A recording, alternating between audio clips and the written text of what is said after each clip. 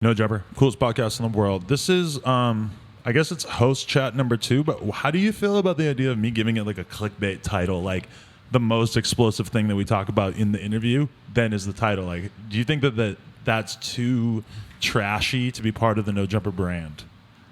I feel like I don't know, like you are known to clickbait. But not with the podcast, only with the vlogs and everything. So, yeah. So a clickbait, like, do you want to keep the No Jumper interview brand pure like you've had it? The interviews, yes, but I feel like this is host chat, and I was thinking about it, like, host chat number 2 is a very accurate name. It's also probably like the least likely to be clicked that I can think of because of the fact that it implies that there was a number 1 that you have to have already seen. So it's kind of like, that's why I'm not really into like numbering series. Even though I did with host chat number 1, I kind of feel like doing like, host chat number 2 is sort of, but in a way, a series is a good thing. It lets people know that, like, you could put No Jumper host chat and then put some descriptive stuff of what we actually talked about. Please don't put like, don't put like No Jumper host chat like we decide we hate, like whatever group, and then have a picture of us. I mean, but we could just say like you could do so much bad shit with I don't know. I guess I don't know. I do want to start off. I feel like this is my redemption episode. Yeah, so you got a lot of shit on the Connor Keating podcast. Let's talk about that. I fell off heavy, and I know exactly what happened, and I do want to talk about it because I feel bad, because I do care, and I do want to, like, I know there's a bunch of people who watch this show kind of religiously. I know I was drunk, and I don't remember what you did that was offensive in any way. Right. Well, what we did, and I'll tell you what happened with that one, is we did vegan, and we kept it pretty much like an interview format. Right, true. But something about like Catfish being here brings some shit out in people that's kind of like trolly. And also it just feels like I love Connor, I love Catfish, I love Vegan, I love you. And it's just like we're chilling as friends. Right. And I forgot, like, for that interview, I'll be very honest, I forgot, like, that's important for Connor. Like, Connor wants to have a platform to talk about his shit, talk about his story, talk about where he wants to go, because people will kind of resonate with that, and it will help to build his fan base in a sense, you know? But I was looking at it like, oh man, like, I've had a few beers, Catfish is like really trying to steal the spotlight, let's try to keep it on Connor, but also I feel like Connor was kind of reserved. Yeah. Do you feel like Connor gets on the camera and sometimes he's like trying to like look cool a little bit? He's 20 or 21, and he also is brand new. Like, his experience in the BMX industry, like being in the public eye, he's been around for like 6 months. So it's kind of like... Yeah, no, I think Connor, and I think he is cool. I was trying to like maybe be like goofy to like get him come out of his shell a little bit, and it totally went the wrong way in a sense, I thought that was pretty fun. We all had fun. But then there was a reaction where people came to the interview to hear what Connor had to say, and they heard Catfish screaming shit and me like doing sex impressions or whatever, and I'm like fuck, I feel bad now. That was funny when you were like, don't look at me, don't look at me. We should have Connor back on more times on the show just to throw an input, because when we did the streetwear review, that was fun. Yeah. But like I feel like I owe him like some kind of redemption. So Connor, I'm sorry that I was kind of a dick during your interview, but I do love you. It's such a balance though, because like, okay, say when we did like the Dylan Francis interview, it's like it's me, Getter, and fucking Nick Coletti talking a lot that Dylan Francis is not talking, because it was such like a fun conversation that it's very like equal in amounts from everybody. Yeah. And then it's kind of weird though, because you're doing one with Connor, and it's like, actually to me it was kind of cool, because it's like you could watch that and not give a shit about Connor and still be entertained by it for 2 hours, I think. Right. Right. But the people we pissed off are the people that were like, oh shit, I want to know about Connor. And when you title it The Connor Keating Interview and then it doesn't feel like an interview, people tend to get kind of pissed. But it's weird too, because people will always be like, it's a fucking interview, like you're not supposed to be talking about yourself. It's like, well, number one, talking about yourself is a great way to get the other person to talk about themselves. Yep. And number two, it's like, yeah, it's an interview, but it's also just a fucking hangout session. It's not. And number three, we went 2 hours on that. If you, I think people who leave hateful comments watch 10, 15 minutes, and we're not even in our rhythm yet, and they're like, well, fuck this interview. These guys is this what the whole thing's like? And no, we went deep with Connor. We talked about like his whole history and his whole path and everything like that. But it might, like, there's probably a 40-minute Connor interview inside of that you also then have to deal with us like talking about all this fucking crazy shit just because we were sort of in that mood, like. Here's what I honestly think, that YouTube should make a rule that if it's an hour-long video, after that video is posted, there should be an hour-long period where people can't comment. Like fucking, that. you gotta watch the video to comment. I love this is my favorite No Jumper interview. 4 minutes into it being out, and it's an hour and a half. Yeah, I'm just like, wow, all right, nice. There's such a thirst for likes in all platforms, and it fucks everything up. Like, it's weird. It's well, like it manifests itself in the most crazy ways on YouTube, because there are all these people who YouTube's their career, so they base their entire identity and their everything that they make around what does well. Yeah. And you get some very strange reactions from that. All right, let me throw this at you. Yeah. So have you seen the 100 layers theme? Is something that people have been doing on YouTube a lot. Like, I forget what it started with, but it would be like a girl, like 100 layers of cover up, like on her face. So she puts 100 layers of makeup, and then it would be somebody like 100 layers of glue, and like, just people started going in all these weird directions with it. Fucking Tanner Fox did 100 layers of Starburst. Like, he just layered the Starburst on top of each other over and over. I saw a kid do 100 on just a table. Yeah, or like he that's melted what he them did. or something. He like flattened them and made like basically like a dick out of like flattened Starburst. Yeah. It was almost exactly the size of a dick. And like, I saw somebody did 100 layers of grip tape, like on a skateboard. Like, just tons of people doing the 100 layers thing. This is like a theme on YouTube. Yeah. A girl did 100 layers of cum, and she took this fake cum and like basically like made like 100 different layers of it on her face, apparently. My question to you: 100 layers of what? Like, what could our contribution be to it? This is like the first off, like, just listen to what you just said. We're in a weird era, where it's like it's just free reign. It's like everyone has their own network, and they're all competing for views. Yeah. So they just start doing weird shit. Like, imagine like Tanner is he's like worth millions of dollars, and he's out there like smushing Starburst together. But that's what his fans actually wanted to see. Did you see the one where he bought 10 pounds of fucking cheese balls? And jumped on the trampoline with the cheese balls. And I hope that he just like has someone paid to set that up for him, because it's like once you're like a millionaire, you just do that shit. Like, that's what your time goes to. But I guess that's where we're at. And he, started off as like a scooter kid or whatever, and like, I'm subscribed to him, and I don't even remember the last time I saw Scooters in his video. I think he's over that. I think he's just a full-time social media. He's got 2.5 million subscribers. Before I answer the 100 layers question, I do want to think about that a little bit. It's just like, there's got to be something good. I did 52 vlogs in a row. I did like basically performance art experimental vlogger phase.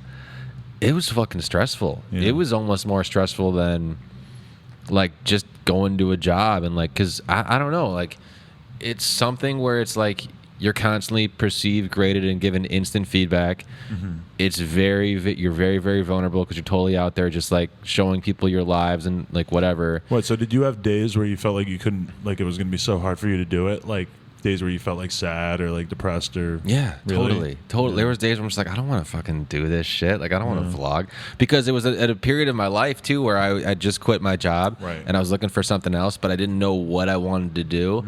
And when I'm directionless and kind of rudderless, then I'm just like generally like not anchored, and I feel depressed anyways. And that's like, okay, now I got to be like, hey guys, like and subscribe. Yeah. I didn't do vlogs like that. I do like corny. I mean, I try not to do vlogs like that, but I give a lot of credit to somebody who can really do it every day, deliver every day. Like that is true to me. The awe-inspiring part about Casey Neistat is that he has been doing this every single day for so long. Like somebody like Roman Atwood, he does vlogs all the time, whatever, but every fucking day is so crazy to me. Like, yeah. I don't know, because I just have days where I'm just not fucking with anybody. Like, I don't want to be around anybody. Stay the fuck away from me. Yeah, and I there's probably a way to put that into a vlog. Yeah, yeah. But even though it's like it's not about like the days you're not fucking with anybody. So the days you just like don't even want to like get out of bed and you're just like depressed. Okay, but Casey said something really interesting one time. He said every day he tries to find a story that exists within that day, and that to me, the days that I make vlogs are the days in which I just have a story that presents itself to me, that it seems obvious, like, oh, I'm doing this, I'm going out, like going riding with your friends is like, oh, it's so easy to make a webisode out of that because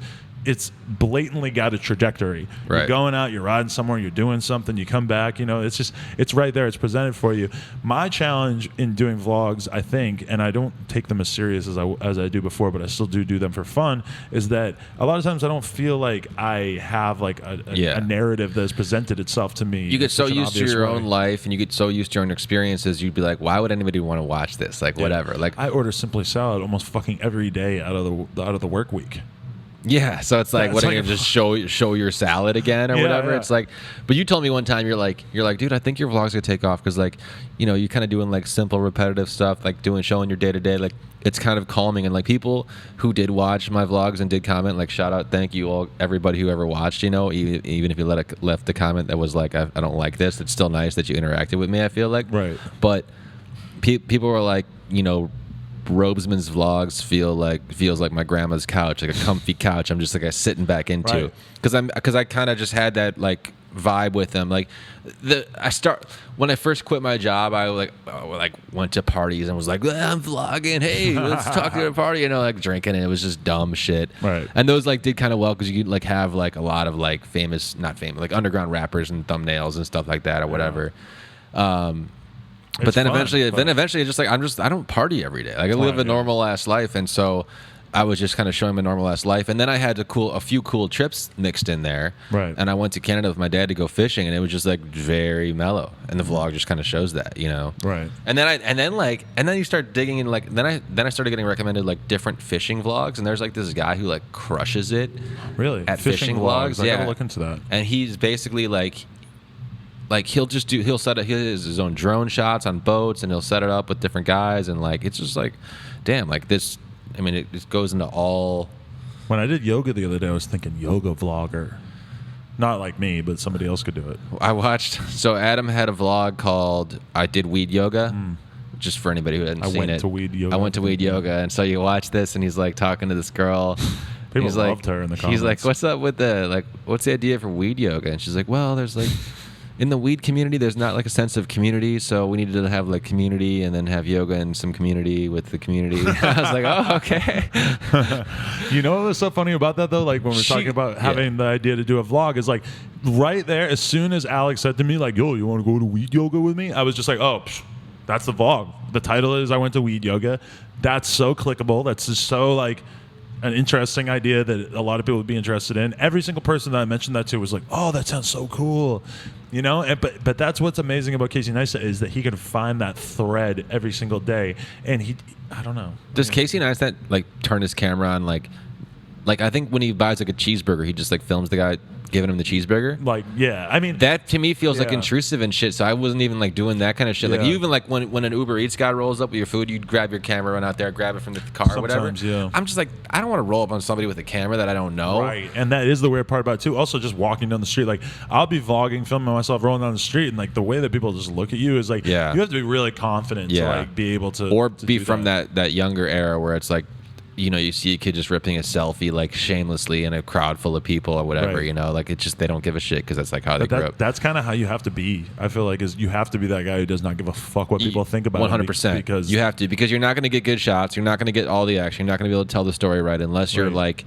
unless you're just like the guy who's like, don't ask for permission, ask for forgiveness, and you're just going to like film somebody until they say, hey, don't, what the fuck, If you're walking on the street and you're thinking like, oh, I'm embarrassed that these girls are going to see me talking to my own camera, like, you're never going to make it. yeah, that's like, and I'm not going to say that I don't get that. Like, I definitely get that, but that is definitely like something that you have to like beat back in your mind. Like, you're basically like, by becoming a YouTuber, I feel like you're kind of, it's a fight against the notion that kind of everybody has that there's a lot that you should be keeping to yourself. That Right.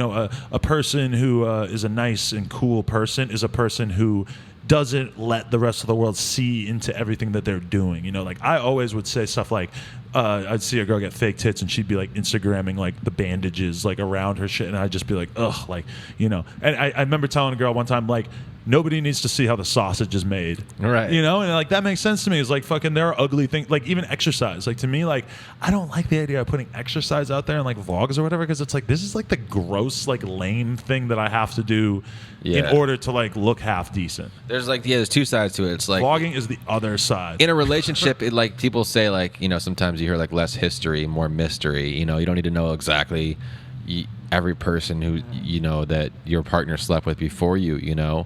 I just want to know the ones I know. Yeah, but there are certain questions that would be good to know, like that will help you like just stay safe and stuff like that too. But yeah, with vlogging, it is weird because you do got to throw everything out there. You do have to turn the camera on people. You do have to like put stuff out there that you think, I don't know. You have to kind of like you kind of. You have to be like a narcissist. I don't know. Yeah, like self-obsessed a little bit. Like, oh yeah, people will find this interesting because it's me, or because I'm doing it. That's why super young kids, like somebody like Tanner, I think it's so natural for him to point the camera at himself and talk because he doesn't know any better. Like I've been like me personally. I've been culturally conditioned by the subcultures that I was a part of and everything to. The idea of what it was to be a cool BMX rider, skateboarder, whatever, is to be like sort of serious and like hip, too cool for school. That vlogging is like so the opposite of that. Being a YouTuber just does not align itself with that notion, Yeah, but there's also another side of it too. Is like there's the YouTubers who came up and were just sitting in their bedroom talking to their camera, right? And that's a totally different. And if you can get a following off of just being that, that's tight to me. Yeah, because you just can like go out in your day, do your shit, not have your camera on, and then go give your story to people, story time girls or whatever. See, that's why I feel like with the news thing, I think I've kind of like hit the niche that I want to keep hammering away on, as well as podcasting, because then it lets me feel like vlogging can be this fun thing that I can do if I feel like it. It's extra, make some more money, maybe get some more subscribers or whatever. But like doing the news is something that is it comes very easy to me because I'm so consistently reading the fuck out of the news every day. And now I just have my notepad and I just type down like story ideas. This is something I can talk about, link to this tweet. Yeah, let's talk about that because like people were like, I don't know, I don't look at stuff as like failures or like, oh, you fucked up there or whatever. Like I would look at like life as kind of like an experiment. This one went wrong, that one went right. That's what's weird is that I'm like kind of trying to figure out the No Jumper News thing like on like a pretty public scale since like the podcast already has a lot of fans. But in my mind, like because I'm getting this new apartment in like a few days, I'm gonna set up the whole living room with like the couch. I'm gonna get like a really good camera, better mics, lights. And then I want to be able to have it be like more professional, better editing, and then also be able to have like a guest or two like by my side so that I can kind of. But it's sort of weird too because, like, say the guest is like you and House Phone, just for example. What do I do? Like, do I come up with like what I want to say about this news story and then tell you guys like, okay, you each get like 2-minute round table?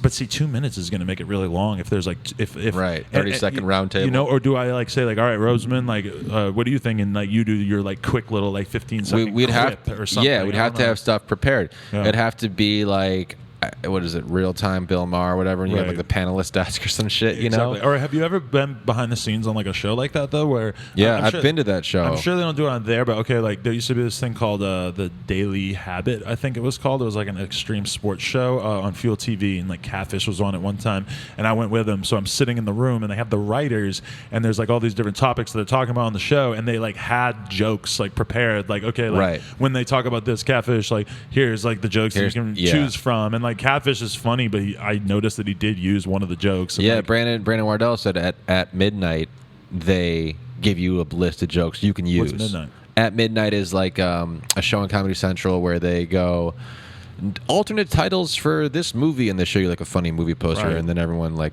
buzzes in and they do fake points. It's like a fake game show. Everything on TV that seems funny, like late night TV and shit, is so fucking fake. Like, or when you're watching like David Letterman interview somebody and it's so obvious that this conversation. But let me clarify. Brandon said they gave jokes and then he didn't use any of them.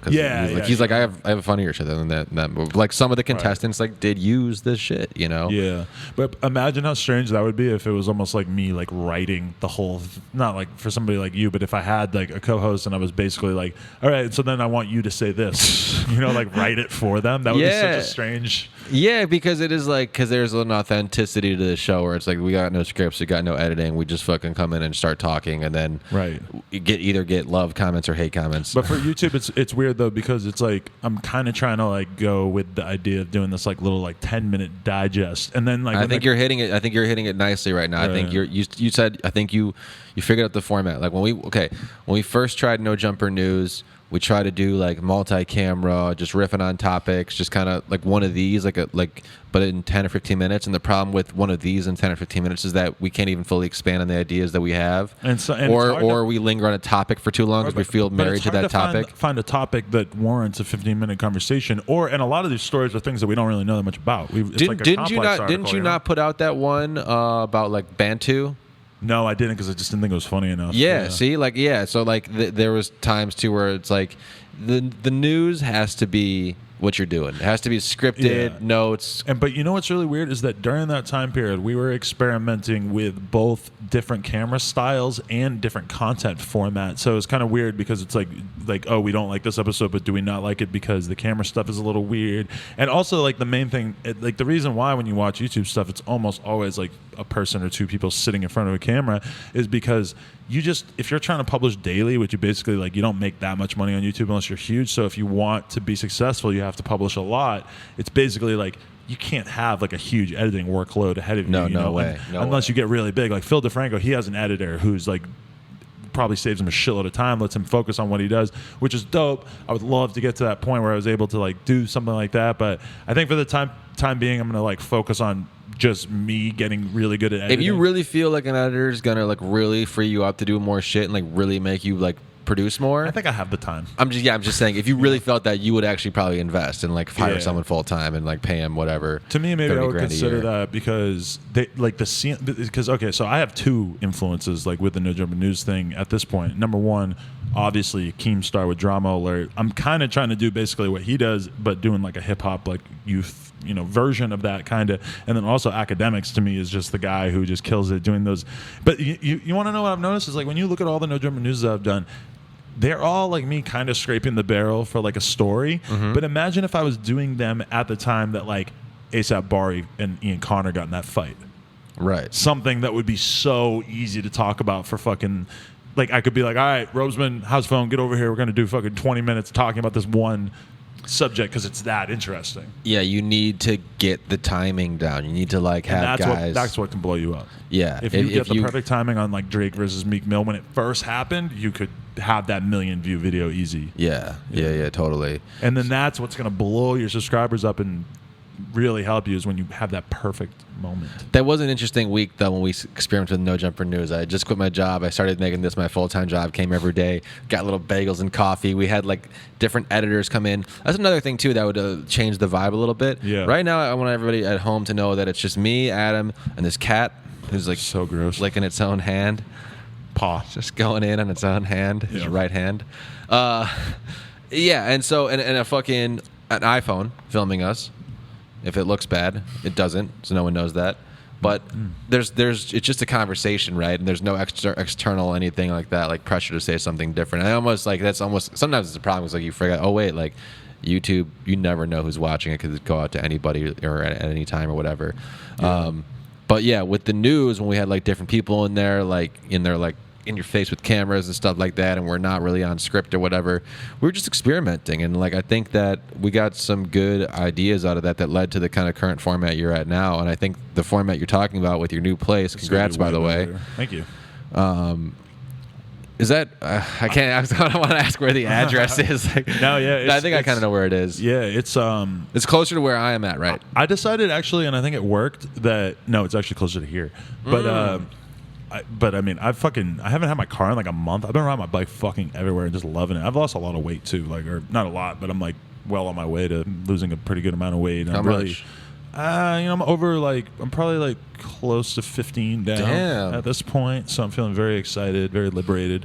I'm going to the gym a lot, trying to work on that, but I don't know, like, because I was really like kind of doing the thing, like okay, I'm looking at like rent prices and stuff, and I'm like stressing like a $400 difference, and then I'm like, dude, if I move like into this one that costs $400 more, like if I get more serious about YouTube moving in there, it's like that's going to be like pretty inconsequential. So like why am I still? It's weird because it's like I make an okay amount of money, but don't think like I do at all. Yeah, which is good. That's how you save money. That's how you stay kind of grounded. That's how you don't go bankrupt and shit. But you do need to be in the mode where I want to make $1. Like I don't want to save a dime. I want to make $1. Like you need to be in like, this better place, like have like better mental health for me. B, give me more space to kind of create what I would need to do to make money, and like also C, will this motivate me to go out there and like start fucking doing more shit, you know? I think living on my own is going to help me like be productive in a way that I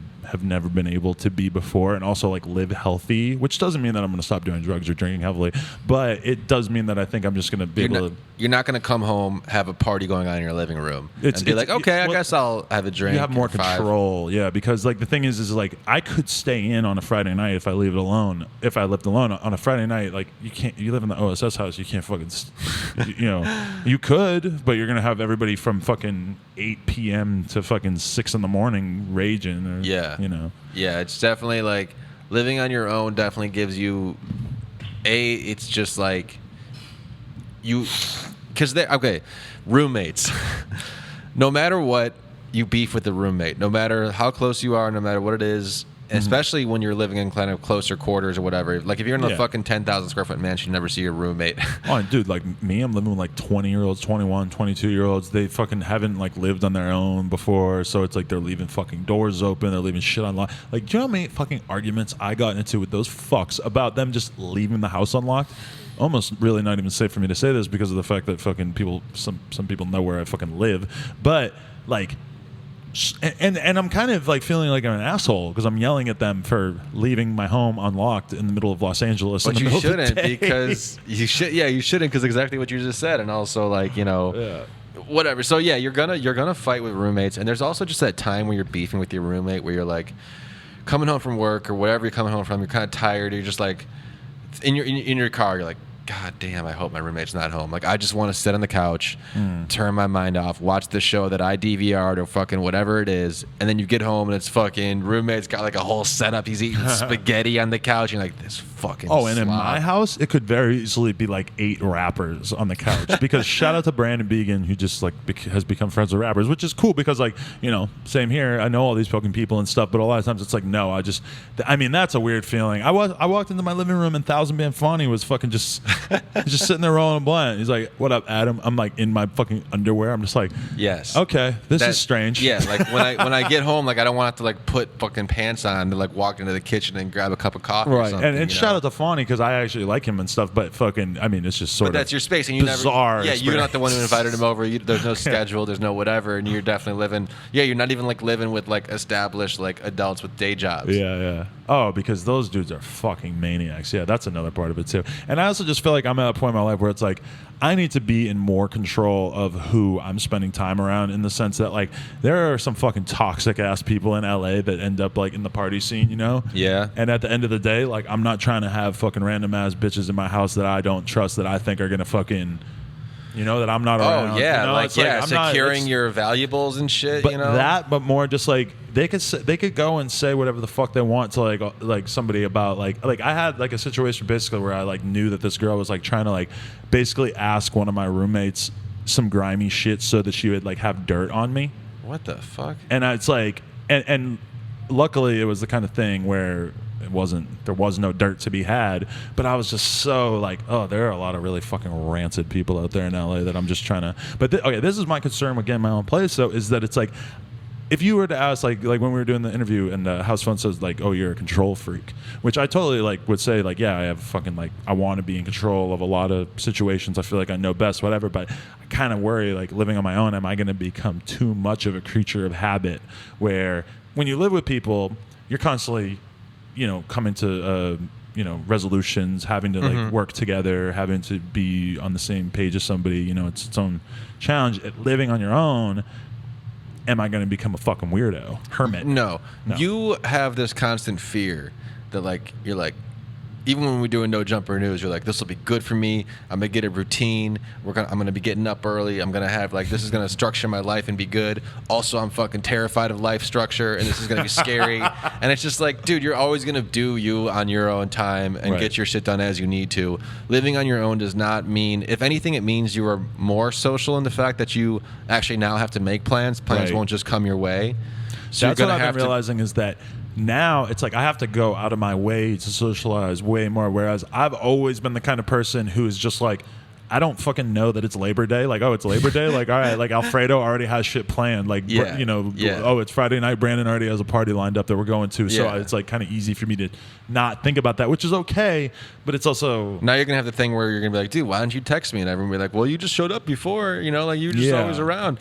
But it'll be nice to like getting on your own, getting your own spot, like keeping it clean, You Very know, important to me. I'm gonna have a maid life. When the cleanliness is like totally up to you, you can just, it's so nice to come home to like a nice clean house that you know nobody's fucking up while you're there. Right. And then you're gonna be able to walk back into the OSS house and be like, hell yeah, like these are my dudes. Like this is nice. I'm here because I want to party and I'm in a good mood. Right. Now I'm not here because I'm like mad and trying to go to sleep and everyone's still shouting. Yeah, that's something and it's kind of crazy though too, because when I think about it, when I first started living with Brandon and Stevie, because before that I was living with my friend Chris Long in Long Beach. Yeah. And he, I mean, like super clean. He would cook. There would just be like food around that he would make and stuff. Like he's a fucking dirtbag, like in many ways. Like he's fucking been doing a lot of bad stuff his whole life. But it was awesome living with him. It almost kind of felt like I lived alone in a way because like everything was so clean and nice and stuff.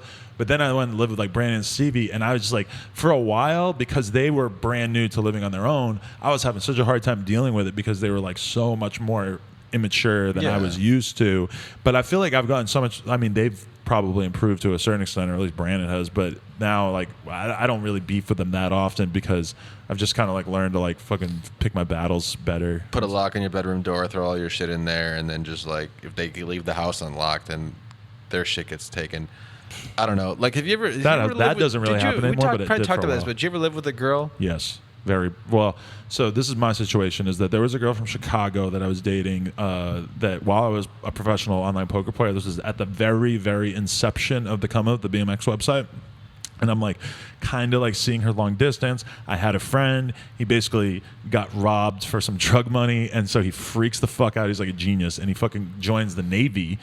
And he leaves. So then it's like all of a sudden I'm living in New York by myself, and it's like this girl that I had just like been visiting in Chicago, and all of a sudden like she's talking to me all the time, and she's like really into me, and I was kind of like, oh, all right. So boom, I'm in a fucking like long distance relationship, flying there, flying her out and shit like all the time. We're like seeing each other for like a year.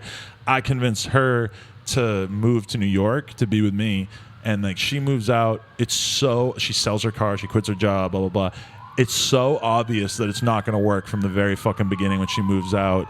And it was just terrible. We lived together for like a year. It was awful. It was obvious from the start, and you lived together for a year? I toughed it out for like 9 months of our like 12-month lease because of the fact that I felt so guilty about the fact that I had gotten her to like move out there and stuff, and then just knowing right away, like it was so obvious to me that it wasn't happening. And also, this is the weird part about it, is when I started, I was playing poker all the time, so I was very like lonely, wasn't like socializing, blah blah blah, like. And by the time she like moved in, all of a sudden I'm fucking in the BMX game. I'm going on trips. I'm getting invited on trips. I'm in fucking Guadalajara. I'm like actually getting to like really do shit. I'm starting to be a lot happier, and like my life was going in a great direction. She moves to New York. She's fucking miserable. She has no friends except me. Yeah. She hates her fucking life. It was such a terrible experience. Shout out to her. She's a cool person and stuff, but I have no idea if she has any concept of what has happened to me at this point. Did you break up when the lease ended, or did you break up and before the lease ended? We broke up like 3 months before that because she like started some like little argument with me about some bullshit, and I just like flipped the switch, and I was just like, you know what? I'm fucking over this. And she was like, no, like I didn't really want to break up. I'm like, yeah, but I've been thinking about it for a while. I'm over it. We're done. Like, yeah. She was so pissed. Fucked tons of my friends. Fucking. And you know what's funny too is that like, I used to try to do anal with her. Like we tried it a couple of times and it didn't work. She had like no buttholes, like just like a little slit in the just like a slit in between two butt cheeks. And fucking, she years later ended up doing anal with some guy and like hit me up and was like, just did anal. Like I hadn't talked to her in years, and I'm like, what the fuck? Like, why? I'm like, oh, how was it? She's like, I mean, it didn't feel that great, but it was hot. Like, oh, there's a dick in my ass, and I'm just like, nice. She's like, you always wanted to do that. I'm like, yeah, I did, but it's a long fucking time. You're still remembering about that. I'm like, yo, you stupid bitch. You know how much pussy I got sent you? Oh my god, that's crazy. I couldn't believe when she hit me with that. By the way, you can't call girls bitches. I gotta say that because of locker room talk. I don't want to be. So, what do you think about the Trump statements? What's the guy's name? Billy. Billy Bush. Very confusing that he's a Billy Bush, but he's not a member of the esteemed Republican Bush family. Yeah, he is. He's like a cousin or something. He is? Yeah. I thought he was completely removed. Oh, okay. He's like some kind of connection. Trump is out of his goddamn mind, and Billy Bush, like, that sucks, man. Because again, like, imagine because he got fired for. Well, let's I know because he was kind of like chiming in too. But imagine, like, let's say you're let's say you're 21 years old and you just got a job as a runner at Staples Center, and like some giant rapper comes in and he's in the green room and you're supposed to be getting him his Grey Goose. You're gonna agree with and he every goes, word yo, out I of my hate mouth. all Asians. And you're like, all right, when do you want your Grey Goose? It sucks. Like that. I can sucks. see what you're saying. Yeah. You don't say like damn, okay, that's heavy. But I mean, Donald Trump in 2005 is so different than Donald Trump in 2016 too, because like he was just not he wasn't an evil character in pop culture at the time so much. Like he had a little bit of that, but not the way that he is now, where he's just viewed as the fucking Antichrist, Yeah, he was. Or he was God. always a cornball. He was always so corny and shit. Like, and he was always just like this big, kind of pompous like dude, and yeah, like just that kind of shit. Just like what did he expect? Like when he's running for the highest office in the land, do you expect like this shit? Like, I guess he's like that crazy of a narcissist that he expects that people aren't going to find out like his shit or whatever. I mean, it's so crazy because when you think about like politicians, it's like, I mean, Donald Trump is the living example of why politicians live the way that they do, where they go so out of their way to avoid controversy and to avoid saying anything that could offend anyone, because like politicians are like our entire life pre-Donald Trump, we're so used to every presidential nominee being so careful with their words, and you have to cut through it so deep to like understand like the subtext of what they're talking about. Yeah. And this is Donald Trump, somebody who has been living completely outside of those parameters his whole life, and like nobody batted a fucking eyelash when he went on Howard Stern back in the day and said, yeah, you can call my daughter a piece of ass. That was part of his brand, his like persona. kind of It was like shock value, yeah. And it was probably like, I mean, it's a Howard Stern interview, so it's not like people are like quote mining him at the time, but I mean that kind of stuff is like, how are you going to be fucking president when I don't know? I mean, when you have that kind of stuff. We got to get to November, get Hillary in office, and then everything just is, stays fucked up. That's what's going to happen. It's like everyone's like, oh, like, it's going to be just like everyone's going to shut the fuck up with this stuff. It's so annoying. And then like it's crazy because there's so many people in my comments like attacking me for defending Hillary, and like my thing though is that it's like you don't even have to defend Hillary at all to see that Donald Trump is the worst, one of the worst, scummiest, dumbest fucking people to have ever walked the face of the fucking earth. And the fact that this is even a conversation is so baffling to me. And I don't give a fuck if she's directly responsible for Benghazi. I don't care if she purposely used this email. I don't care if she is a fucking, what do we believe that she had this email because she was like a Russian spy or something? Like, she could be a Russian spy and I would still rather vote for her than Donald Trump. He is such a piece of shit. Yeah, it's just like, it's like you don't know where to begin. It's false equivalency to say that she could even be put in the same sentence of shittiness that he is. Every great leader has been pretty shitty. Like in all, like, so I mean, why do we expect Hillary to be different? Like she's gonna have her shit or whatever. Donald Trump is not a leader. He's just like a psycho. Okay, but let's just say this. Okay, but also I will say this, is that Donald Trump exists for a reason, and he exists because the people are so disgusted by like politics as usual, and Bernie Sanders is exactly too. He came from that same impetus where people want something completely different. Yeah. The problem is that they went with the biggest douchebag in the history of the fucking world. Yes. I would like to see Bernie Sanders.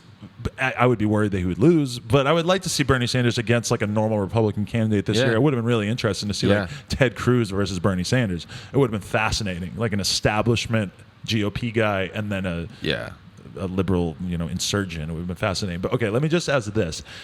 Donald Trump says that the grab or pussy thing, all that, he says that it's locker room talk. From your experience as a man, do you consider that locker room talk?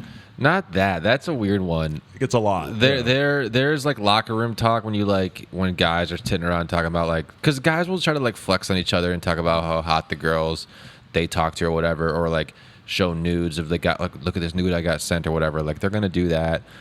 And girls have their own version of locker room talk too, where it's like, I don't know, different girl groups do different things. So like some girl groups are like talking about like how good the dude was in bed, and some are like describing like dick sizes in detail or whatever. Right. But it's not ever like, if some dude said that, like I'd be like, okay, dude, like, obviously you're out of your mind. You don't do that shit, and like I know you don't do that shit. So you're just like obviously trying to like flex, but it's not even a cool flex. Okay, but people are saying like that he's talking about a scenario that does not involve consent, and to a certain extent, I don't agree with that, because I feel like he's saying like he's like, I don't even have to ask. Like, I can just, kiss. Like, and I mean, I get what he's saying, that like, and everybody knows that this is essentially true, that if you're a guy who's like ridiculously rich and powerful, yes, you have like an unfair advantage in terms of like how women will react to you. And we all get that exists. The way that he's talking about sort of like abusing it, like it's gross and it's creepy the way he talked about it, even though it is an effect that I think we all know about, is that like, yeah, women love rich fucking famous men. Fine. Guys like rich famous women too. But I mean, there's just a certain way that he's talking about. It would be like if imagine me sitting here and like I've talked about like, yeah, I met like a fan who's just like a huge fan of me, and then like she let me fuck her like soon after, and that. Well, number one, like, okay, I would call that locker room talk. That's pretty extreme, though. That's like most public figures would not talk about that. I don't think. Maybe a rapper. Whatever, but you're not a public figure. Right, yeah. But I mean, you're in a different lane, and you're not like really trying to like run the country. Right. But what I'm saying though is that is. I think I consider that pretty extreme. Like me talking about that, and I'm not in the running to be a president. The thing is that like. What he's just like, the situations he describes just sounds like, dude, you're fucking like old ass, weird ass, fake ass hair looking creepy ass, like it looks like someone put like a bunch of sand in like a fucking potato sack, and that's your body. Like you're creeping these people out. But when people are like, oh, like he's describing a sexual assault on that tape, I'm like, I think that what he's describing sounds really gross, and it's like his whole tone is weird. But to call it a sexual assault, I think is a little much. I don't think he ever even. Well, I don't know. Like, I think his scenarios and like what he brags about and like everything, like his reality where he lives in his head is so far removed from what's actually going on in the world. And I don't deny that. Like, I feel like he's definitely creeped on girls and done all that shit. But like, now the thing is that he has like a serious amount of rape accusations. Yeah. And like, okay, I'm willing to accept that. Like, yeah, maybe one could be fake. 2 could be fake, whatever. There's a lot. Yeah. It's kind of like a Bill Cosby type thing. And the accusations run the fucking whole spectrum of like, he groped me on a plane to like, he raped me. Yeah. Which that makes it more credible to me too. It's like he's being accused of this whole thing. And that's what's fucked up, is that he admitted, well, like he said on that Billy Bush tape, he said stuff that could be interpreted. I don't know the tape like by heart. So he was basically, he said, I just kiss, just grab her and just kiss her. You could just, I'll just grab her by the pussy and yeah, he is describing shit that like you can't do, man. Like he's like, okay, but if you go to kiss a girl and she appreciates it, then it doesn't really matter. Oh, you're kind of talking about like going in, like if you're on a date with a girl and you go to kiss her like, without saying, "Hey, may I kiss you?" Right. And it takes a bit of experience in your life as a man to know when you could kiss a girl and when she's going to want you to. Obviously, Donald Trump, he has a lot of experience, but he also seems quite removed from reality. But that's the whole thing, is that he's kind of describing a scenario that sort of sounds like he's not asking for consent, and then he has all these allegations. Mm-hmm. You put those it's together, real it's kind of like, oh, like these women are all proving what you said on that tape. Yeah, he's fucking done. It's bad. Like, I don't think he ever really had a real shot. Remember a few weeks ago, it was like, oh, it's 50-50, and now they're giving Hillary 95% from like 538 to saying like 91, 92% chance that she wins, and even that seems kind of forgiving. Oh my God. People are probably really mad at us for talking about this at such length, but yeah, sorry. This is the kind of shit that's just like, I'm so sick of hearing it and like whatever, but every time it comes up in any conversation with anybody, if people get fired up, people have their own opinion, people start throwing stuff around. I avoid it to such a great extent to like, I don't want to argue about people face to face about it. I haven't actually met a true Trump supporter yet, but I have heard that like the friend of a friend, like, yo, do you know that girl like is down for Trump? Or like, I'm just like, oh, I guess, well, yeah, it makes sense. You know what's wicked funny to me in BMX is that there's a lot of people who I think support him, but none who will say it publicly, really, because they know like how they must know to whatever extent how they're viewed by like liberals and stuff. The most amazing, like clearly she's going to win. The most amazing weird thing in the world is going to be how every person who supports him reacts the next day.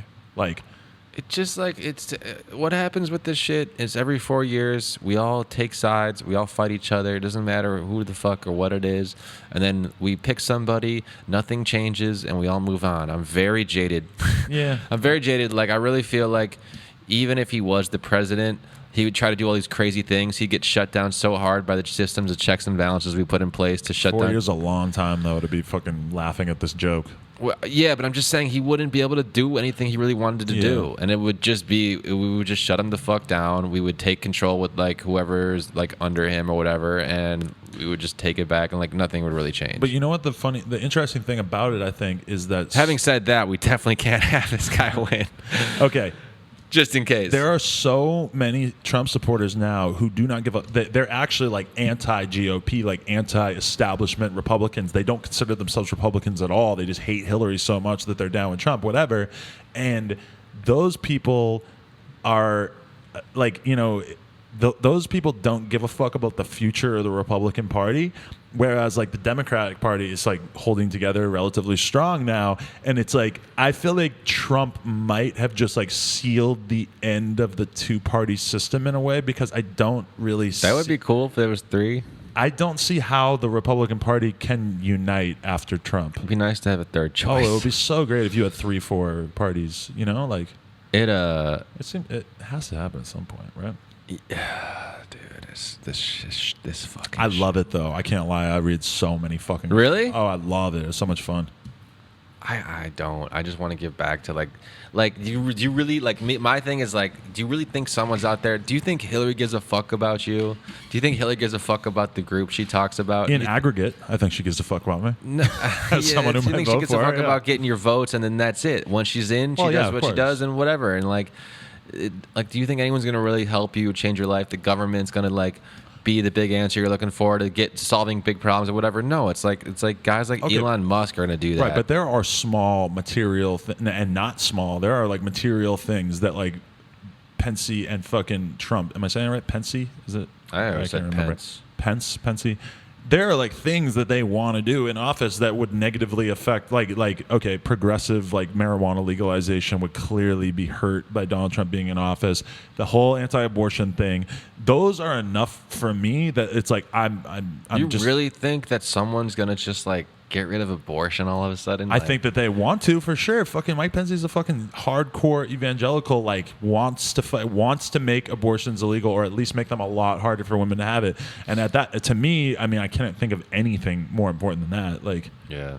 I don't know. Yeah. I mean, I don't know. I just feel like I don't depend on anybody for my shit. I want to go out there, work hard, get my shit done. Oh, me too. But I feel Donald Trump would make the world a much worse place. It would just be a real bad look. And just really embarrassing to be an American for 4 years. Yeah, because that's literally because everyone who goes abroad, like all my friends who have been abroad recently, said that's all they talk about. People are just so fascinated. The whole world staring at us like, what is going on with you guys? You really let these dumb fucks in the middle of your country fucking like hijack the Republican Party. But like the whole thing too is that it's like what Republican would you pick to face him, like or to face Hillary? Like who would have a better chance? Like they're all terrible. Like I think I want to do 100 layers of cheese. Someone probably already did cheese. Okay, but what, we're gonna like lay it on our forehead and melt it on our face or something? No, I just want to like see it and then like take a big bite into it, like all different kinds of cheese, like a big ass cheese block. What about 100 layers of poop? We got 100 guys who got to take a shit, and they all shit on a fucking hole together. Well, I'm fine with that, but I don't want to be around when it happens, and I don't want to smell it, and I don't want to be the guy who assembles it or deassembles it. 100 layers. I want to think of something delicious, like 100 layers of like fruit roll-ups, like all different flavors, or like something that has multiple flavors and lends itself to being smashed. I mean, Connor did like the candy thing, but I mean, like 100 layers of fruit roll-up. We know what that's going to look like. It's going to look like a big gelatin. But it would also be square. fun to have like 100 pancakes stacked up, and you just have like a big knife and. 100 layers of pancakes. 100 layers. It's just, you got to think about anything that could be layered. Yeah, I don't know. It's such a hard thing to talk about. Now I know when I'm getting home, what I'm doing is I'm Googling 100 layers videos. Oh, there's thousands. There's so many. It's crazy. I didn't realize how deep the ASMR wormhole went. What's that? ASMR is like audio sensory something response, and it's basically like videos that it's like sound porn. People really like, they like when people whisper and kind of talk like, okay, listen to me, like. I'm super grossed up by you whispering right there. That was weird. What's up, Adam? No, so like there's certain sounds like maybe it's like Not even that wasn't a good one. What? So this is But on like YouTube or just weird sounds? You know, like also like how when you get a new computer, you could peel off those labels and shit. That's one time on a vlog I did an unboxing of actually these headphones just because I was out of ideas and I thought it'd be funny. Right. And I do like peeling labels off. And these headphones had a lot of labels and stuff. And like I was like, ooh, I get to peel the labels off. And all the comments were like, yo, you're on your ASMR shit. And so that's when you started looking into it? So I looked into it, and I was like, "There's a whole world out there. There's girls with like 2 to 3 million views when it's like it's called role play ASMR haircut. It's a 1 hour video. She's got 3 million views. Right. But you might want to think about this. Okay. Because I know you like views. But she basically like acts. I think it's half like sexual, half like people actually like to go to sleep and it calms them down, relaxes them, or whatever. But it's like a redhead chick, and she like acts like you're coming to get your hair cut. So like the camera's super close, the mic is super nice, and she's whispering the whole time because people like the whisper or whatever. And then she'll have like the clippers and be like cutting around your head and stuff like that, and like giving you a scalp massage and like talking to you. But she's always whispering. I gotta Google this. It's wild, dude. Like where we're You want at. to know the best YouTube channel that I ever found was? Do you know about like price matching? Like as in. There are like stores, I think it's mostly in the UK, where like you buy something, then you take your receipt, you go home, and you check that receipt online to see if there's any other place in that area that has a better price. And if they find that like, oh, Walmart had this for 50 cents cheaper, you get a 50-cent credit.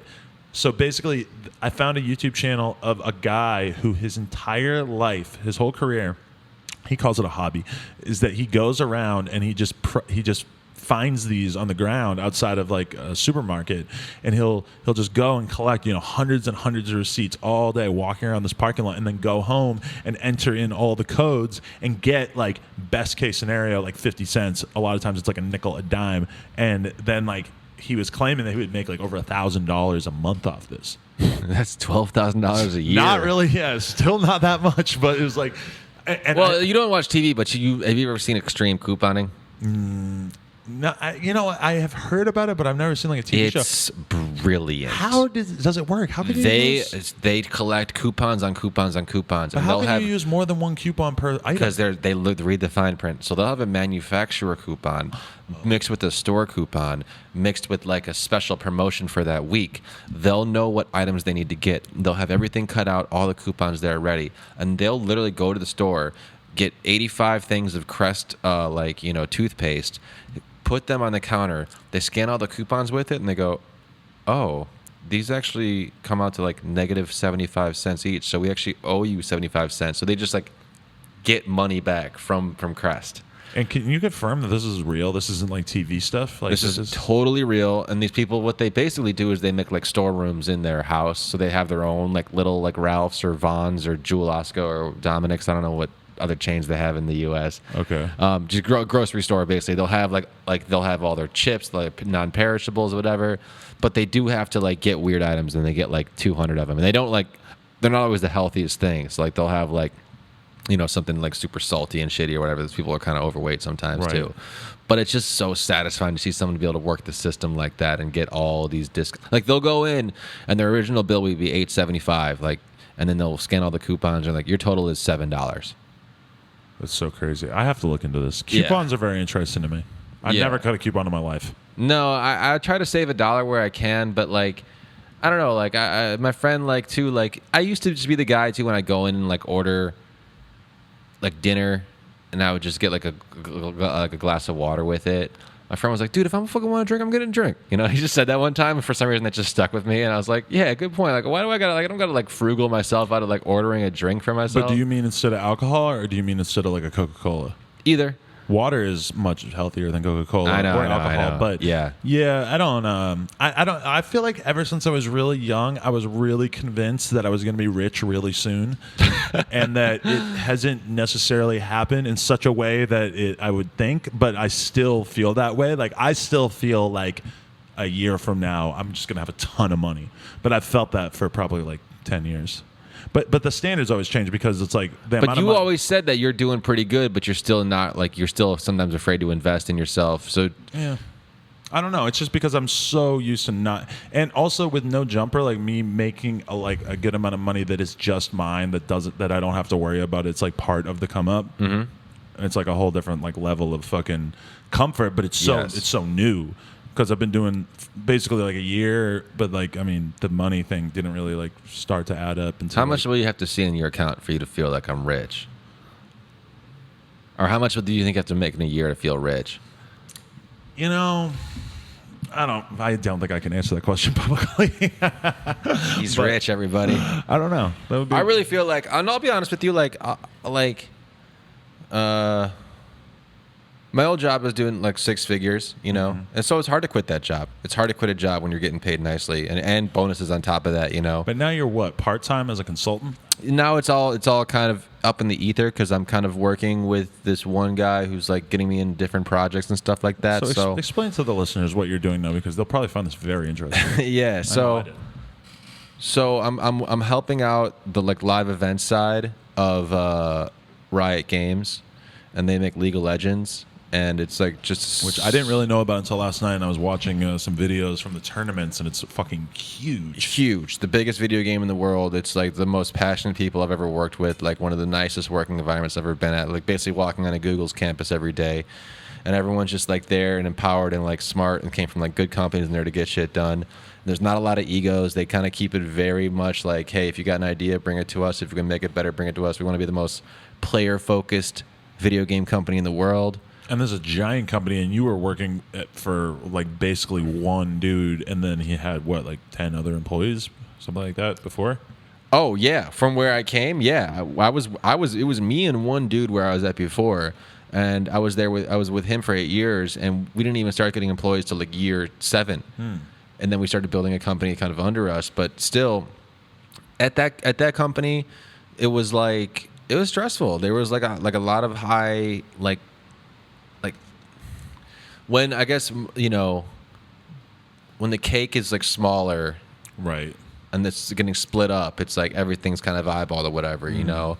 And like now I'm at like basically $1 billion company, and so it's like you feel like more empowered to like get stuff done and not to worry too much about like trying to squeeze somebody for like, you know, money or whatever, you know, in terms of budgets or whatever. I don't know. It's just a totally different thing. So like I'm on a team now, whereas before like we were just like we're definitely like in that entrepreneur lane, right? But because I'm just like a vendor consultant kind of like freelancer type whatever, then it means I can still work on other outside projects, and I am still doing like different stuff. And there's actually an interesting project I'm going to get involved with involving like an NFL player, and he's kind of got like his own creative agency that this guy that's like helped me out at Riot is kind of working on.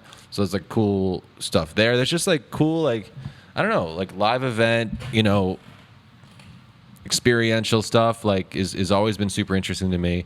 I've always kind of been involved with it because of music, you know, and it was just like I had to kind of make a change out of music. I felt so I really, really appreciated the opportunity to start working on like what I'm working on right now. Well, I mean, like the gaming thing is so big, and especially this like live gaming thing, and then music is just keeps shrinking, right? Like year after year, especially you dealing with radio. Yeah. Oh my God. Like that was so stressful. Like every single Monday and Tuesday was like Groundhog Day, and it was just like so many calls, so many things to track, so many emails. Right. And at the end of the road, at the end of the rainbow was like, are these guys all going to lose their jobs someday?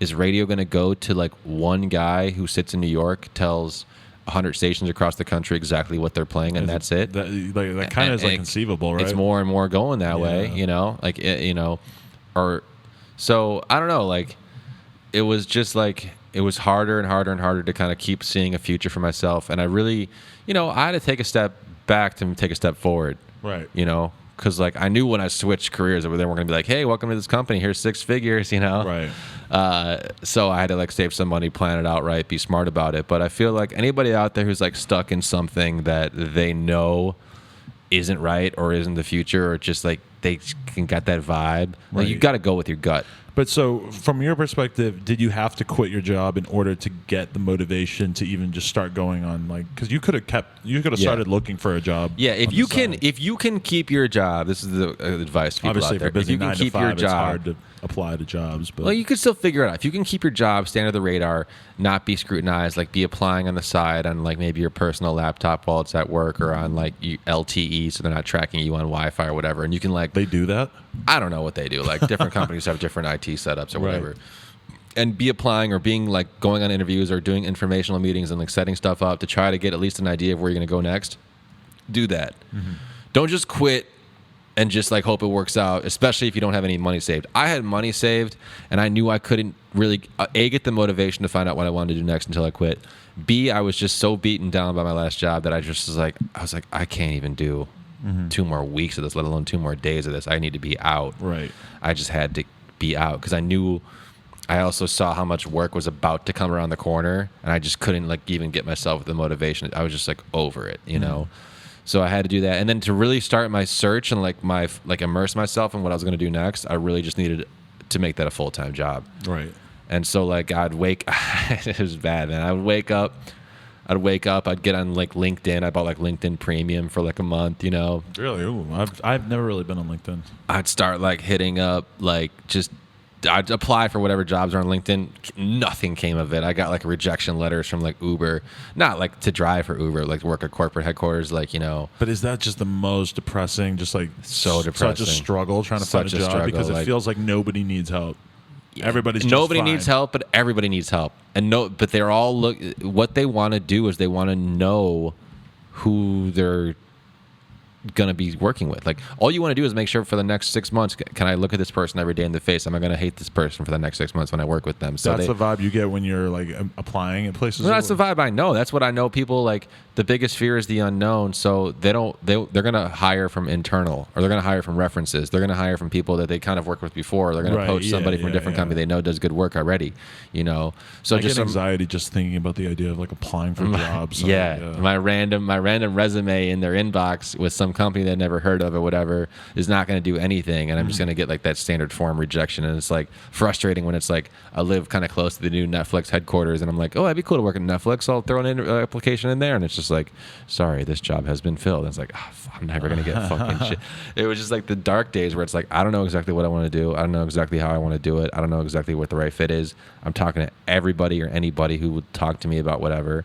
Right. I took a trip to New York, and I talked to a bunch of guys that I knew that worked out there in music and stuff like that.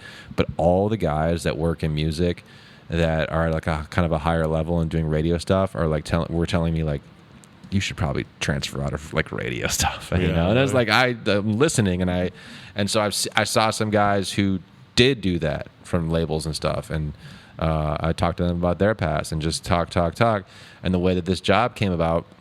Or this current gig, basically, because it's not full time or whatever, but it's a good start, and it's like I'm making a lot of great contacts. Was like I sat down with this guy that I've known for like 5-6 years, who's always been hustling, and I was telling him my story, and he goes, "Dude, what are you doing like right now?" And I was like, looking for a job. He's like, I think I need help right now. I think we can figure this out, you know. And it was just like one of those conversations. You don't know what's going to lead to what, basically, so until you have the conversation. But that's when you're on the job hunt. Is like you're basically in that period of just putting yourself out there as much as possible, which is so not what you are doing in your day to day when you're not looking for a job. Because you know, I just have my fucking head down. I'm not talking to anybody. Like, it would be like, imagine if I just started like responding to all these emails, like all these DMs, like actually started like communicating with people. My life would be so different. Well, there's two sides to me. There's this side where it's like I want to get my head down, get into a company, do good work, and do whatever. And there's also the side of me where it's like, damn, it'd be nice to be like running my own business, be an entrepreneur, like be selling like merch like full time for a living. Yeah. You know, but that side is only going to come through like me grinding and like collaborating and like networking and figuring it out. Do you really like video games? I love it. I've always loved video games, and I've just never had time. And now that I'm able to like passionately like work on like a game that everyone like loves, like the biggest game in the world, it's crazy. And I just feel like for me, it's like I've kind of been getting back in touch, because for me, I was obsessed with video games from like the age of maybe 8 to 17, and then it was kind of like I'm such like a all or nothing person that when I got out of it, like I just, because I got so into BMX and stuff that I just, you know, for a while I was still playing like Tony Hawk 2 and like Cool Borders and shit. I was still playing games, but then at a certain point I was just like over it, like like basically when I left the nest, like when I moved out. And now I'm kind of like, number one, seeing how much fun it could kind of be to like be on like stream, like talking to kids and stuff like that just seems tight. And then like Pokemon kind of helped me get back into it. And I'm just paranoid because it's like I know my personality and I get so hooked on games. You have that problem. That I'm the kind of person that if I had like found out about like World of Warcraft or fucking some shit, some like super addictive game, whatever it was in like 1998, that probably would like still be like all I do, which was interesting because that means I probably would have then become a YouTuber, because I feel like every video gamer becomes a YouTuber if they have half a personality. Yeah, when I started watching, that's what you should do. Well, I don't like.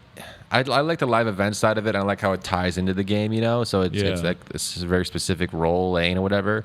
And also my skills are transferable. Like it's not just game specific skills; it's more like just event specific skills. Right. But when I was watching FouseyTube or whatever, or I saw like a good use of your time. Leafy is here or whatever. Yeah. And I saw Leafy and Fousey having some beef. I was like, okay, I want to check out what this beef is. And I went to Leafy's thing, and it's just like him running around playing some like first person shooter, talking. That's not even him. He gets people to submit their gameplay footage that he then takes and puts in the video. That's amazing. That dude's scarce too. It's the same thing with him. I used to always think it was actually them playing, but because I started to think at a certain point, I'm like, if this is them playing while they're talking, why are they doing all these incredibly complicated like missions and like CS:GO? Yeah. I thought either he's playing while he's talking, but they or never mention it. Like he played it earlier and then he put his talking over it. But I was like, he's pretty fucking good at this game. Maybe at one point it was his, but that guy scarce doesn't use gameplay footage anymore actually, but. It's sort of bizarre to think that somebody like Leafy basically is like making a whole career out of talking. The video aspect has nothing to do with it. Yeah. Because what is on screen, aside from when he's like showing examples of things or like putting in clips, it's like entirely inconsequential. There's no video element to it. It could be anything. Oh, here's one thing I want to say is that like after my no jumper or whatever, like I got people have been hitting me up. Like someone just like hit me up for like their English project or like an interview for my English project for I'm assuming high school or whatever. I don't respond to those for the record. No offense. Oh, I do. I'm like, yeah, hell yeah. Let's talk about English class. And he's like, all right, because he's like, you're supposed to interview somebody whose like career you want to do. And I was like, wait. And in my head, I was like, wait, does this dude think I'm like Robesman full time? And so I want to tell people out there too that like you are no jumper full time, but you're also the come up. You're also on some shit. You're also, whatever. But you're also like seed money by like, scamming into professional poker, into like, you know what I'm saying? Like you had to build a bunch of channels of shit that you had to go through a bunch of shit before you actually got to really kind of what you want to do. Just slowly, gradually leveling up. Gradually leveling up and not even really knowing this is what you want to do until you started doing it, You have to do a lot of that. Like that would be my advice to a kid is just start doing the fuck out of something. Do some shit. And you're going to figure out that you don't like it at a certain point or whatever, but the fact that you're doing that one, that's why I think college is kind of like, in a way, it's good for kids because it's like you're doing so much of this thing that it can't help but maybe spark something else in your brain. College just showed me how much work I could do at the same time while balancing like kind of life and partying and whatever. But like it just really showed me like college showed me like, wow, I can take incredible workloads and get this shit done and figure it out and like pass these different things. But a lot of college too is like figuring out ways to scam the system and get around it in terms of, okay, we got this big like problem set due. We definitely don't want to fucking do it. So you do problems 1 through 3. I'll do 3, 4 through 6, and we'll just share answers and cheat and whatever. Oh, I cheated so much in high school and college. Oh my god! Because they set the system up. Imagine what it would be like to not cheat. Yeah, they set it up so that like you kind of have to, unless you want to just have no life and like actually really care about like the vector equation of whatever the hell it is in whatever math class. Even when I was 19, before I was really smoking weed, I was still like, oh, like I have to like remember a bunch of shit. Like, are you fucking serious? It's so incomprehensible to me that you could just remember a ton of different information about some shit that you don't give a fuck about. Yeah, but no, what I want to say is like Robesman isn't my full-time thing. Don't think that it's my full-time thing. It's hard though because if you're this deep in this interview, this talk or whatever, that's great. You're real rope gang. Yeah, you're true rope gang, and you should hit it. You should hit us. Like I like when people hit us up with a certain hashtag. So if you got it this far in this host chat, hashtag me and Adam. True Rope Gang Hours. Hashtag True Rope Gang Hours in the comments. Do it. Do it. But what I was trying to say is that like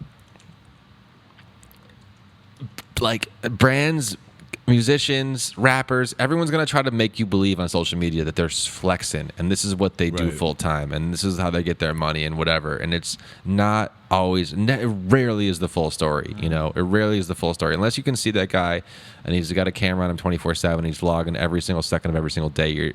You're not going to know like who's got parent money, who's got a side job, who sells drugs, who works a 9 to 5. That parent money, man. A lot of these kids out there that you think like, how does he afford to wear all this Supreme all the time? Oh, I just assume parent money. Until you got to prove otherwise. Like, I just assume it's parent money. Like, or you have like a job where you make like 80 grand a year, 100 grand a year, and it's like then you could just buy whatever. I had that, and I wasn't buying Supreme. I was just saving money and like whatever, you know. Like so even that, like you still have bills and shit, like car payments, whatever. Like you're still not going to be like some of these kids, like it's clear, but you know, so what I'm trying to say is like the way you're going to get your little side passion project going, the way you're going to get rich or at least get something up and moving is like you're going to have to do work outside of the normal working hours. You're going to have to go do your job, and then when you come home, that's when you get to work on the shit you love. Exactly. Sunday. And that's why I'm saying eliminate everything else in your life, relationships, friends, family, nothing to work on your shit.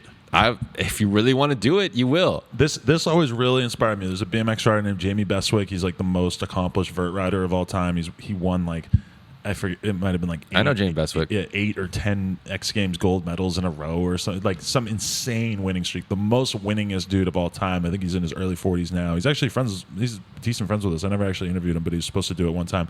But he comes from being like a total fucking nobody working in a factory in England. And he was a BMX rider or whatever. And I just remember reading an article with him where he was just like, you know, like my mind state at that time was I have to work 8 hours a day and I have to sleep 8 hours at night, but I can drive 2 hours to the skate park to ride this one vert ramp and then drive 2 hours back because I have 8 hours that I'm not working. So I just made that my entire life, is that almost every single day I would drive 2 hours after work to go and ride a skate park for like 5 hours and then drive 2 hours back, go to sleep, go to work, repeat. And as a kid, like just the way that he just like so matter-of-factly said like, yeah, that's why I'm here and that's why I'm in the fucking X Games. And that's like, I was so impressed by that as a kid because I was just like what else could I do besides just make the most of those 8 hours I have left over? Or whatever. The 8 hours left over, very important. Yeah. I do love that dedication. I do think he's a little inefficient. I think he could have got a factory job near the skate park. Like, come on, man. Like if that's. But England, like he's probably like living with his parent. Maybe I'm just saying efficiency is important in your life too. Right. Like today is Sunday, and today I went on this new guy I'm working with. I went over to his apartment. We were both on our laptops, conference calls, worked for 4 hours. After that, I went home. I ordered Uber Eats, watched Westworld, and packed up Robesman orders. And then I'm shipping those out tomorrow morning. And now I'm here, and this is also kind of work, but it's all stuff that I enjoy. And it's Sunday. And I could be drinking beers and watching football all day. Mm-hmm. You know, I've had Sundays like that. But it's like I'm at a point now where it's like multiple things I'm working on, and I like doing it. You know, it doesn't feel like work. Anytime I get an order and pack the shirt up into the fucking thing, I feel like really feel like a sense of accomplishment. That's the best work that you'll do that day because it feels so good that you're like, and it's kind of weird too because I'm not motivated with merch like I was at a certain point. We got to do a no jumper shirt. We got to figure out no jumper. We're definitely doing that. And I have my graphic designer because he just got back from London. I have him working on the new no jumper line. And then as soon as he gets done that, he's going to work on the new on some shit line.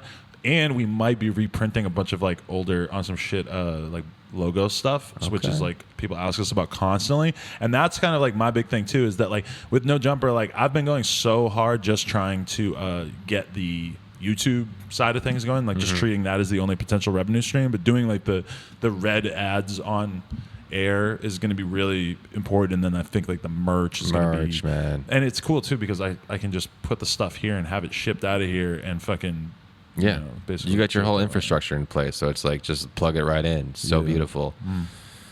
It is nice, but I don't know. I feel so motivated. Even though I've increased my monthly expenses quite a bit by getting a new apartment, I am so fucking motivated to just step my shit up and really just go harder. And I don't know. I'm just really excited, and I'm gonna ball out and buy a fucking nice ass car in a couple months too, probably. So M3, M5.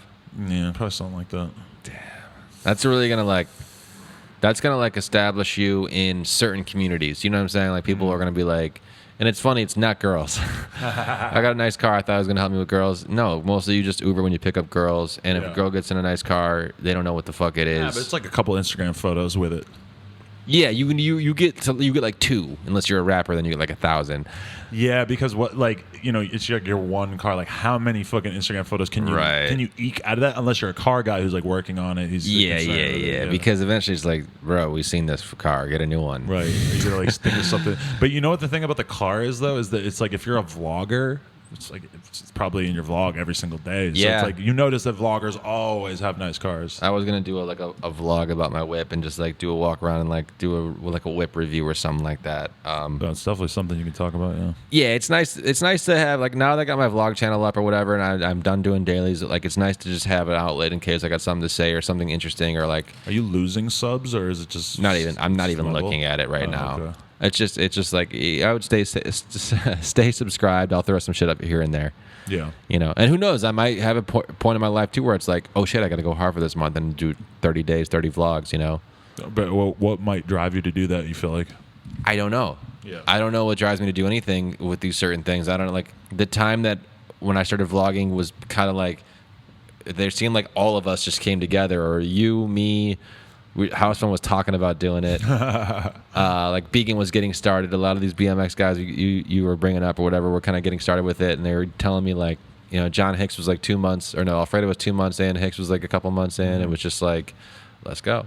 Yeah, I don't know. I mean, it's fun. I think of like a fucking art project, but you know, it's a real challenge. Like if. Like I could definitely do a vlog tomorrow, but what it would probably entail is me spending a bunch of time thinking tonight of like, okay, what is the story going to be in the vlog tomorrow? You think a lot about it? You pre-think your vlogs out a lot? I think that if I want them to be good, then they need to have like a couple of different elements. Like for me, okay, when I did the one the other day that was like the end of Pokemon Go. Like I knew that was going to be the title. I knew that I was going to go and like fucking just like that. Pokemon made vlogging fun for me for a period of time too, because it was like I have this one thing that I'm doing. That was a good era. That was a fun time. I went back and rewatched a couple of the ones, like the fucking Long Beach. The one when we met Nick from Trainer Tips. Yeah. And I was just like, dude, that was a fun era. That was a fun couple weeks there. Not even just for the vlog, but Pokemon Go gave our life a sense of purpose for like 2 weeks straight. Like, we got to get these Pokemons. Like, what level are you? Like, what is this? What is that? Like, dude, think about Nick from Trainer Tips. I have so much respect for him because he like knew ahead of time that Pokemon Go was going to be a huge game. He was playing the beta. He was making videos, even at that point, getting like not many views. But it's such a smart idea to focus in on something and start like a daily or like frequent YouTube channel about something that you know is going to be hugely popular. Yeah. Now, granted, like Pokemon Go could have been 1% as popular as it got. You know, it could have came out and did okay, but probably not because Pokemon's such a strong franchise. But now he has all these. I watch his shit every day. Like I know. Still? Yeah, because he's kind of transferred because. You know, it's no longer interesting for him to like actually be hunting Pokemon. So it's like now he is so meta, like understanding the game. Like every time something changes, he's reporting the news basically like daily, and then intersplicing that also with like him doing like gameplay and just. He has such an insane knowledge of Pokemon Go already. It's guys like that. I think that he's going to be good the rest of his life. Like if you have that natural curiosity, that motor, that interest and stuff, he could transfer that to anything. It's like a documentary filmmaker. It's not about which specific subject it is. It's just about the guy gets obsessed with that subject, becomes fully immersed in it, makes the most amazing doc on that, like on the like killing dolphins in like, you know, fucking Asia or something like that. And then he goes into like his next doc is like making rare chocolate in like Germany or something, you know, and it's just like they're both equally compelling because that's the kind of mindset of a guy who like that's what I kind of feel like he's almost like I feel like I'd watch the doc that dude made is what I'm trying to say. But you know what's crazy too though is that now people care about him. So now but I don't think he would do like entirely like non-Pokemon stuff on his channel, but if he did start like a vlogging channel and it was like, oh, here's me and my girlfriend and we're going on vacation, I feel like he would probably still do stupid views, like lots of views. That's good. Like how's LZ doing right now? LZ's at like 1.15 and he's been doing good, like averaging like 400,000 or something on all his videos. Like and he's drifting. He's got his wife. The whole thing with LZ that's bad is the fact that he's still in college for one more year. Like he just started his final year a couple months ago. Yeah, someone's got to shake him right now and be like, bro, that's not how you're gonna get any kind of money. And he knows because he's studying what he has already done. He's studying like small business management, and he's making an insane amount of money. He's how could you not be the most cockiest motherfucker in the world with that shit? Like it's gotta be hard to stay grounded. I mean, he's gotten a little cocky. I've seen him like change as a person, but I would say he's still kind of. No, I'm saying he's super grounded for how well he's doing, and it's like right. I think it's probably his family, his girl. They kind of all hold him down and stuff like that. He's nice to his fans, and because he doesn't have a lot of the like trappings of things that would like fuck somebody else who's in a similar position because he doesn't do drugs, he doesn't get fucked up, he doesn't fuck girls. He's still basically living the exact same life. And his whole plan is that he's going to start traveling and doing like just way more content once he's done school. Oh, shit. But he's still like manages to put out like I think like a video every other day, like even with all this shit that he's doing, which is fucking crazy. I haven't actually talked to him in a while. I should hit him up. Yeah. No, it was just like he's literally like one of the main inspirations to vlog for me. Like when I talked to him, I was like, what? Because really? You got to think that like when I came out and I started to come up like 2006, that I was always just waiting for like who's the next guy that's going to come out behind me and start something that's like a popping BMX online property. Mm-hmm. And for blogs, it did not happen. Like a lot of different people tried to start businesses that were basically like based around blogs or whatever. Now the blog era has kind of come to a close in terms of like its super like mainstream era. But Adam LZ was the next guy behind me who actually like made something out of using the internet. Yeah. And it's so crazy to look at it now because BMX is such like a small part of his story now. Yeah. He does so much with the car stuff and so much just regular personality. Like he does just as many views when it's like I didn't watch it, but I saw he had a video that just came out, him and his girl just talking about their relationship, Yeah. And it's not so just how it wasn't blogs forever. Yeah. It's not going to be vlogs forever. There's going to be something next. But I think online video. I mean, online video is big. What's going to go past that? But exactly, like, I don't know, but it's going to be something. Oh, yeah, it's going to be something. I don't know how or where or what, but like you're just going to be like open and ready and like not become a calcified old timer who's like, nah, that'll never work. Because so many guys in BMX probably looked at LZ and was like, that'll never work. Calcified is flaming vocab word for this combo. It's been used at this company I'm at a lot, like of different calcified. Things. You're like, we got to find someone who's like not calcified yet, But calcified just meaning like hardened. Yeah, like you're totally locked into your ideas. You don't trust anything. Well, I do not want to be calcified. That's for damn sure. Yeah. Oh, imagine just a vocabulary podcast. No, vocabulary vlogging. Like, how about, I was thinking about that. Like, what if every single day there was a vocabulary word and then, that'd be a good way to get a lot of comments. Say like, okay, today's vocabulary word is calcify. Use it in the comments. Use it in a sentence in the comments. I'm calcified off of 12 Xans. How about that? How about a whole YouTube channel that is just based around the idea of a daily word? See, yeah, that would work. No, I see. You're just like you're ideasman. You're always got these ideas. Oh, it's like, such a problem. Yeah, like and like a lot of them would work, but you do need like people to execute and stuff, and you do execute a lot of your ideas. So that is the problem with me though, is that I have ideas all the time that could be like a business that would make $2,000 a month. Yeah, but the most annoying guy is the guy that like doesn't do anything and always has the idea. He's always about to start. Right. Yo, I'm about to do this or I'm about to do that or whatever. That's why it's weird for me to like have kids like constantly like wanting a shot or whatever, because to me there seems like a lot of like things that you could be doing online. Like I'm going to talk about him again. I was just talking about Ned Lavelle, the kid who does the mom reacts to blank videos where he plays 21 Savage for his mom. Yeah, it's like the simplest, dumbest idea, but it works so good, and he has so many views.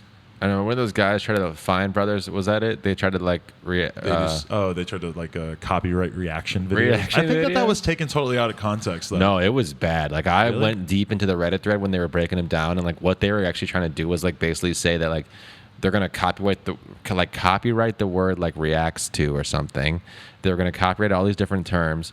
And then they're going to say, you can go ahead and make Reacts videos, but we own half of it. And it's going to be part of our network. But I don't think that they ever were saying that you couldn't title a video a reaction video. They said, definitely title it. We'll just take half of your revenue. No, but then you had to like opt in and become a partner in their thing. Yeah, but what they were going to do is they were going to start aggressively taking down videos that weren't partnered. See, that's crazy. They're mafioso crazy, weird money grab shit. You got anything going on with girls lately or what? Girls wise, I've been pretty low key. Still haven't figured out the right event for that Riot girl. You know, where I told you last time we were talking about this girl.